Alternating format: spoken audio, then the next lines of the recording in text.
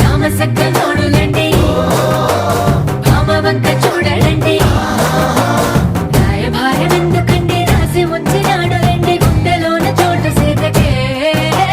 చూపులే మాటలై